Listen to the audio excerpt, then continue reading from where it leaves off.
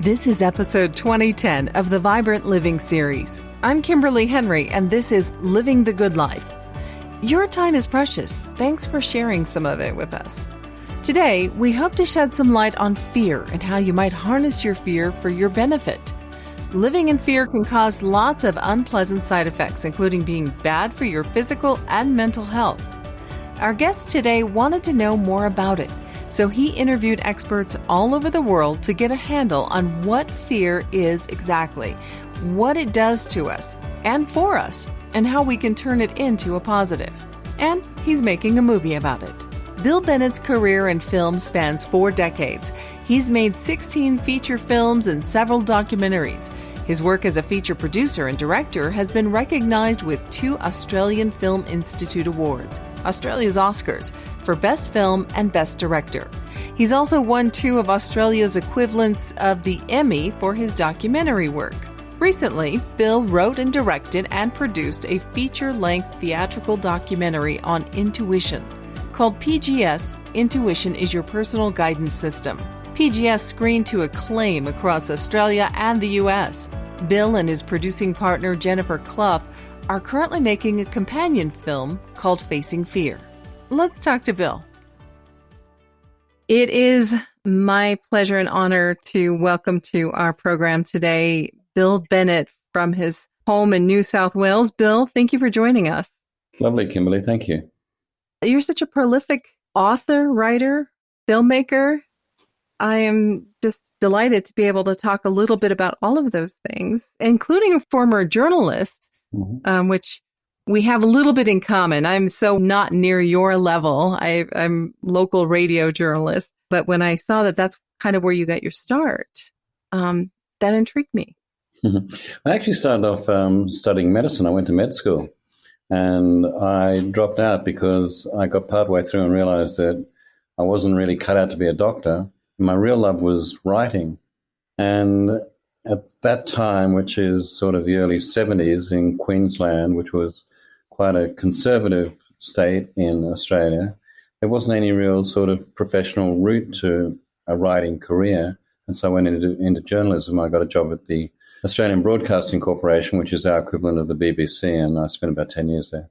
Did you love it? Did you enjoy I did. I got to I got to admit, Kimberly, I still miss chasing fire engines, you know?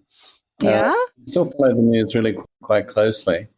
And when a big story breaks, there is a part of me that really hungers to be a part of that and right in the thick of it, in the melee of it. But ultimately, I shifted from news into current affairs, and then I found myself on commercial television current affairs. And I realized that commercial television current affairs really was a facade, was purporting to be news and information, but in fact it was light entertainment. When I realized that, I realized that I could never really be a true journalist in that sort of environment. So I left and I started making documentaries. And from documentaries, I then went into making movies. I was impressed to see that some of the movies on your list, as I counted, it was 16 feature films. And is it 9, 10, 11 documentaries at this point? I recognize some of the titles. Well, that's good. Most people don't. So I sit next to somebody and then, of course, you get talking and then they say, what do you do? And then I hate that question. I say, well, I make films. Then they ask what sort of films. And so I make them up. I say, well, I made Mad Max and I made Star Wars and I made E.T. and a question like that. Oh, yeah, sure. Right. It's all important. It's all important. But you've done quite a lot out there. And I just recently watched your documentary, The Personal Guidance System, PGS, the movie. That was so eye-opening on intuition. I've studied it from a lot of different aspects over the years. And I believe that I've tapped quite a lot into my intuition. But just to hear some of the interviews that you did and some of the different perspectives on it was really eye-opening and lended a lot of credibility, where I think a lot of us are nervous about relying on our intuition. Yeah, absolutely. As was I when I actually set out to make the film. I mean, as you know, having seen the film, what prompted it was that I heard a voice A voice came out of nowhere while I was driving early one morning, and it warned me to slow down as I was approaching an intersection. Fortunately, I listened to that voice. I did slow down, and I narrowly missed getting hit by a truck, which would have killed me. And that was what prompted me to go out and try and find out what that voice was. And I got to say that when when I started, I didn't have a clue what I was doing. I didn't know what intuition was. I was flopping around sort of aimlessly. And I was quite scared of the topic as well, because it's such a formless, ephemeral sort of topic. How do you make a film about that? But then as I got into it and I started to meet some of the people that I interviewed, people such as Carolyn Mace and Dr. Norm Shealy and Lee Cowell and some of these extraordinary people, I did a switch. I started to move more from being a skeptic to somebody who started to believe that this could possibly happen. And one of the things that I did in making the film was I set out to keep an open mind. I didn't set out with any particular agenda. I just set out to be an explorer, really, and to ask questions that most people would ask. And in doing that, it shifted me from being somebody who didn't really believe in intuition to somebody who now lives their life totally by intuition. So to recap a little bit, you had this extraordinary experience, and I think a lot of people can relate to hearing the voice in their head or their gut feeling of, I shouldn't do this or I should do that, and then finding out that by making one choice or another, they significantly impacted their circumstances. So you took that experience of near death and explored why or how. The amazing thing was, Kimberly, that, the film screened in cinemas around America. And I attended a lot of them, and then I did Q&As afterwards. And after the Q&As, or even during the Q&As, people would come forward and they'd say, you know what, the same thing happened to me. And then they would tell me the circumstance in which they heard a voice which saved their life. And I started to realize after a while that what happened to me wasn't particularly special or unique. It's happening all the time. It's just that a lot of people don't actually talk about it because they're embarrassed. I mean, I went out and I made a film about it, and so many people came up to me and said, look, thank you for making this film. This validates for me what happened to me. And that I thought was extraordinary. I thought, bloody hell, there's this stuff happening all the time that people don't talk about, and yet it's real. I think that's amazing. You took then that experience and you began working on another film. Well, what happened was, in making the film on intuition, I realized that the biggest obstacle or impediment to intuition is fear. I then started to put a lot of thought into fear, and I asked myself, what is fear and how does it work, and do we really need it? And I kind of got back the sort of nebulous answers that I got when I was considering intuition. I didn't really understand what fear truly was. And so 18 months ago, I set off to make a film on fear, and I interviewed 30 people from all around the world, various experts in fear, but also people who had experienced fear in a very real way and come through it.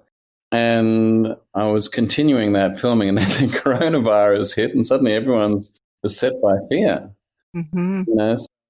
So anyway, I'm working through a way of getting that material out to people and cut down interviews, which I'll put out on a website very soon, because I really feel that there is a need for people to understand fear and understand that they don't necessarily need to be defined by their fear or crippled by their fear. They can actually work with it. There's this saying that, as Franklin D. Roosevelt said, there's nothing to fear except fear itself. What I have to realize is, in fact, that's not actually correct. You don't need to fear fear. Best if you don't fear fear. And I can talk more about that. I can talk for about half an hour on that. But I think we should, definitely. I think it fits right in. We've spoken, I mentioned to you earlier, we've spoken with Bruce Cryer of HeartMath and talking about how the emotions, including fear, play into the decisions and the behaviors that we have. And we've talked with Marsha Martin about perspective and how you kind of create your own prison, your own jail. And that's based on reaction to fear in most cases. And then we also talked with Tom Terwilliger just a couple weeks ago about not embracing, but accepting that fear is there. And then knowing that you can make a decision moving forward. Mm. Well, one of the really fascinating people I spoke to was a fellow called Dr. Richard Schwartz, Dick Schwartz. Hmm. He's a psychologist, and he's an adjunct professor at Harvard. And he developed this system called the internal family system method of dealing with trauma of various kinds, including fear. What he says is this: he says you need to go inside yourself, you need to find your fear, and then you need to personalize it. And in personalizing it, you need to then become friends with it Hmm. and talk to it and, put clothes on it and put a hat on it and, and actually kind of create a character, what he calls parts. So every morning he talks to his parts, or regularly he talks to his parts. And you can have 5 different types of fear, and each one is a separate individual, a separate part. And he said, you've got to become familiar with these and, as I say, befriend them. And once you befriend them, then you start to realize that they're there working for you. They're actually trying to help you, and they are your Hmm. friend.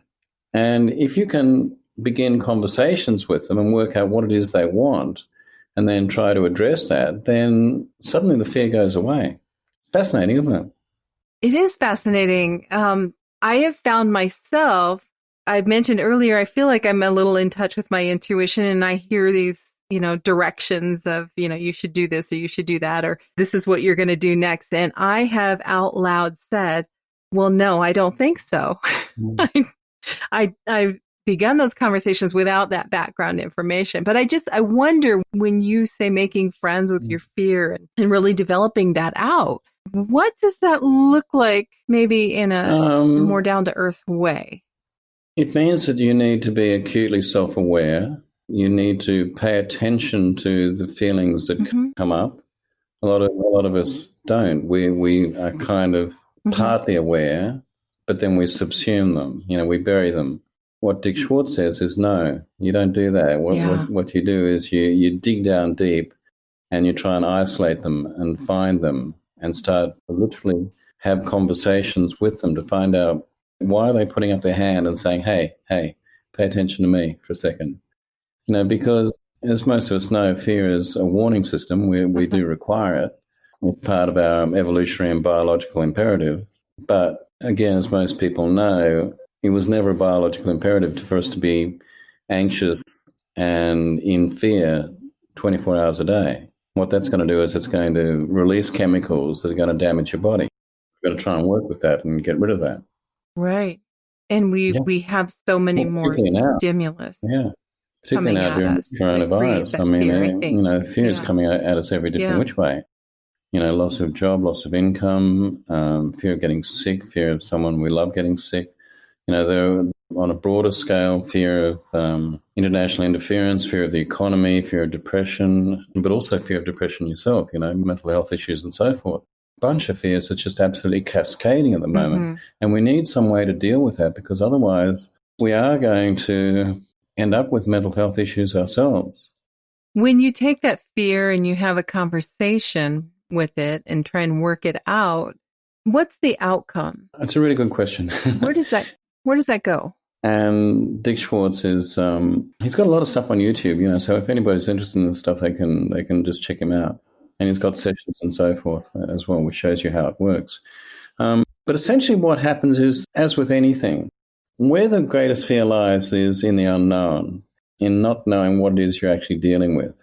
If you actually deal with your fear, and this is one of the reasons why I've called my film Facing Fear, if you actually face it and begin to see it as an entity that in essence wants to help you, then it loses its potency. It takes the sting out of it. Suddenly it's not fearful anymore. Mm-hmm. It is an essential element, an essential, again, use the term part. It's an essential part of you that is actively trying to help you and benefit you in some way. And so what you've got to do is you've got to work out what that is. Some people say, I've got to get rid of fear. You can't ever get rid of fear. And you don't want to get rid of fear, because fear, in fact, is an ally. And when you start to see it like that, and the only way you can really see it like that is to become friends with it. You become friends with it by conversing with it.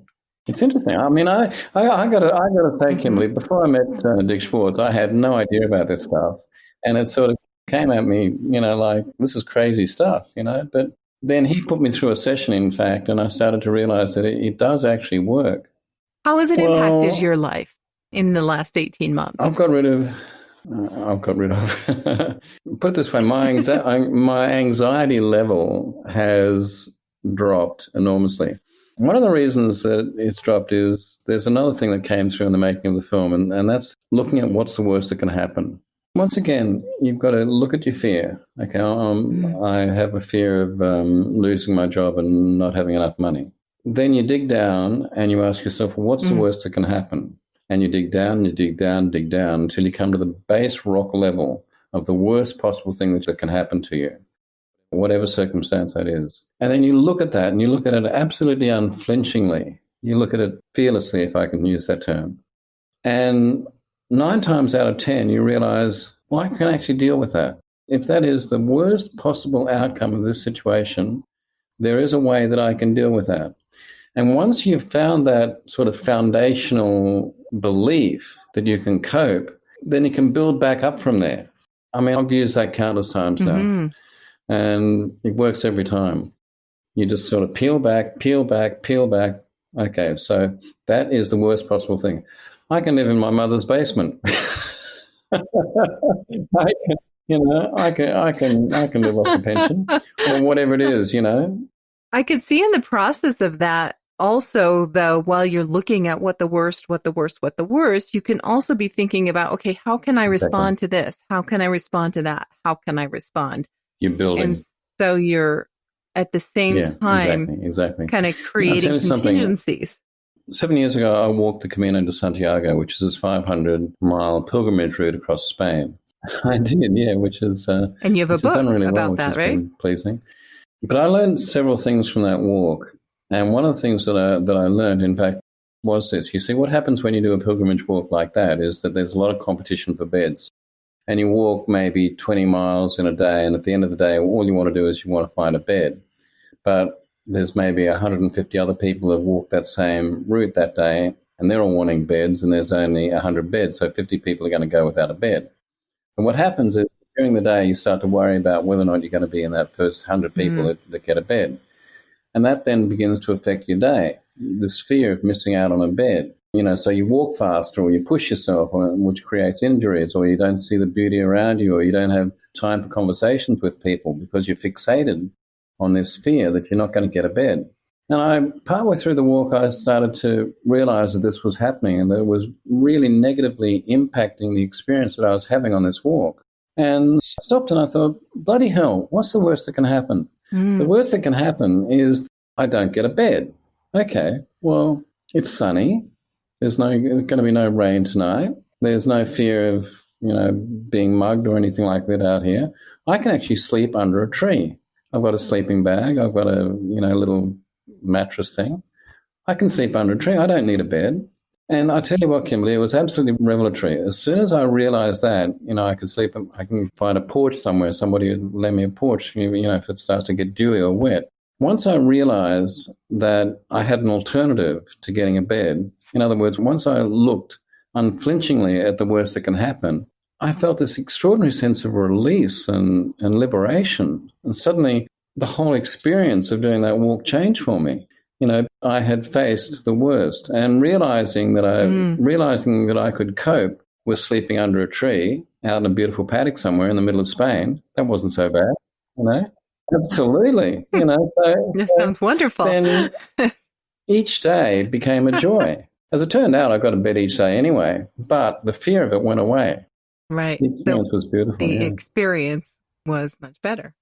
So we've got a few minutes left. You are a filmmaker, and you started creating this film, Facing Fear, and coronavirus hit, and you decided that you're going to put out a portion of what you filmed for the film for free as a free resource. Part of it is free and part of it will be paid, because I've got to try and cover my costs because it's more expensive than I thought. Right?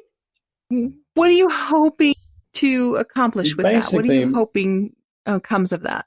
What I've got at the moment is I've got about 30 interviews from some of the world's leading experts on fear, and also, some other people who, as I said, just regular people who experience fear, and got something very important to say about them. But I've got about 50 hours of interview.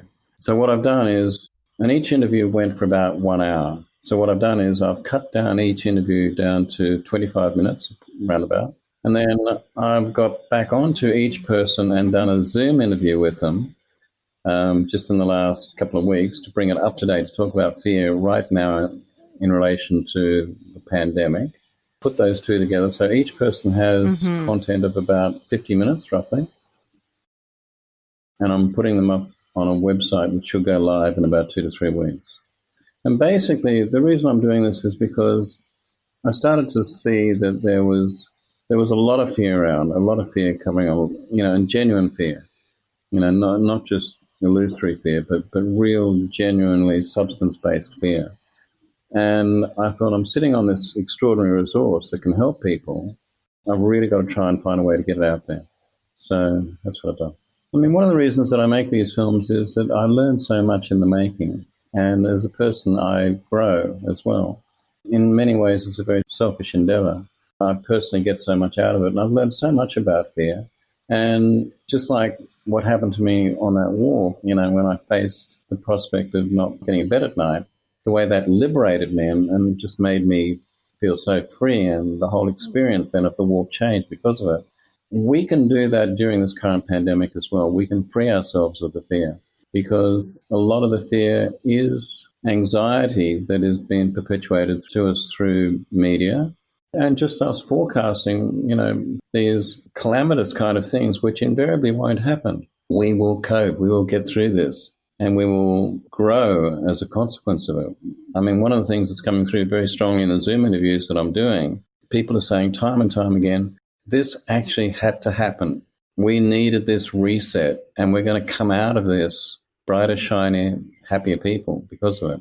Catalyst of sorts. Yeah, this word reset, reboot comes up time and time again when I talk to people, because I ask people, why is this happening, on an esoteric level?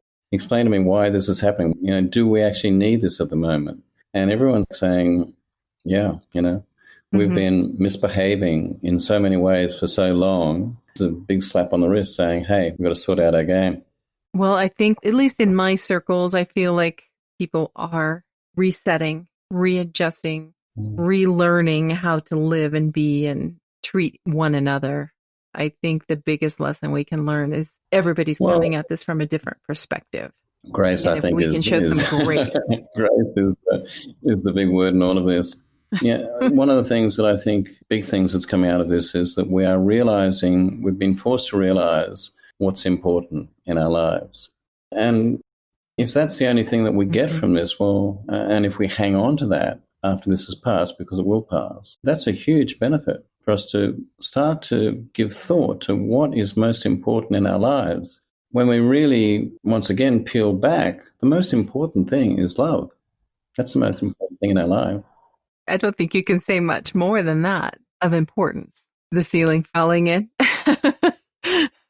It's the most important thing, Kimberly. Love is the most important thing in all ways, individually, personally, collectively, communally, international scale.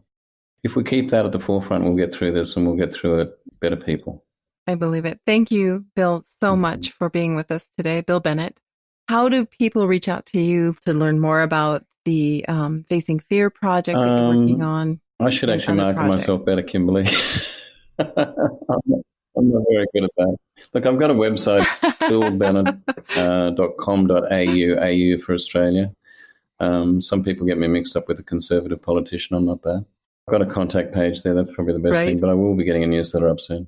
I will make sure that we include your website in the show notes. We'll link to your website, to the movie, TGS, the movie. You're so prolific. There's so much out there. So I hope that people will go out and find all of the good works that you've done. Again, Bill Bennett, thank you so much. And have a lovely rest of your day. Thank you for joining us for this episode of the Vibrant Living series. It's always a pleasure to connect with you here and in our Facebook community.